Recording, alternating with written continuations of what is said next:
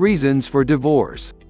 According to the Center for Disease Control's National Vital Statistics Report of 2002, 50% of first marriages ended in divorce and 60% of remarriages end in divorce.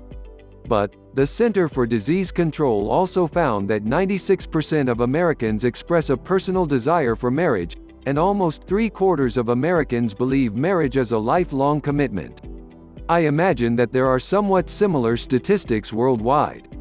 With these kinds of statistics, it's easy to see how complex it can be when people think they want a divorce. They have difficulty identifying how a truly viable divorce reason might be defined.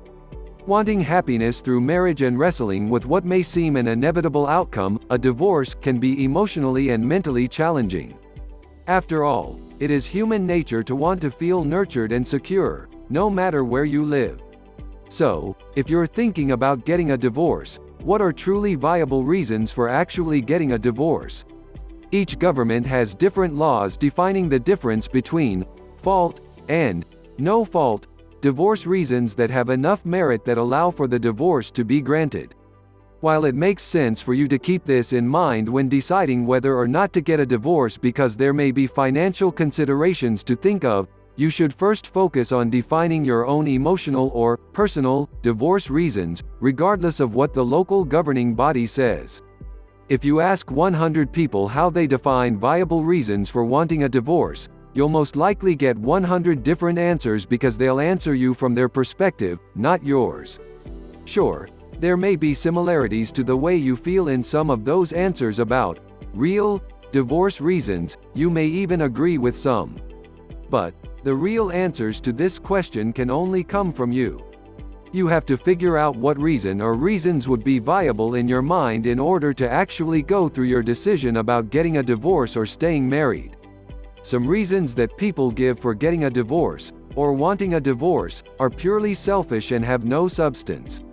An example of a reason for wanting a divorce that has no substance is not liking the fact that your spouse has constant unfounded jealousy. There is a deeper problem that exists here, and in the case of this example, it could be that the spouse who constantly feels jealousy has a confidence problem or some sort of fear of loss. Whatever the case, the divorce reason in this example clearly isn't viable and should relatively easy to fix.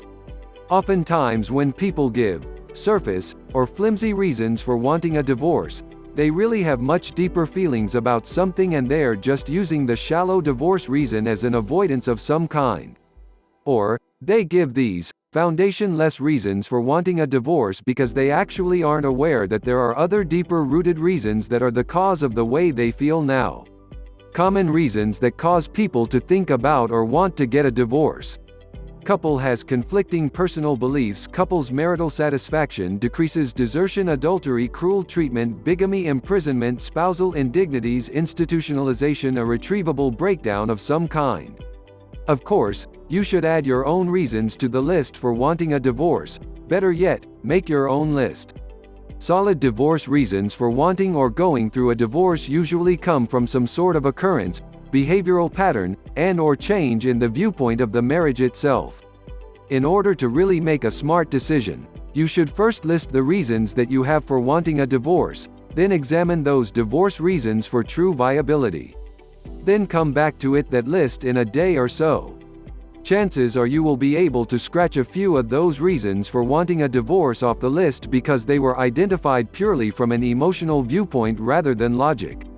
If you are thinking about getting a divorce, and haven't clearly identified what reasons you have for feeling the way you do, you'll be doing yourself a disservice if you act without carefully examining the viability each designated divorce reason.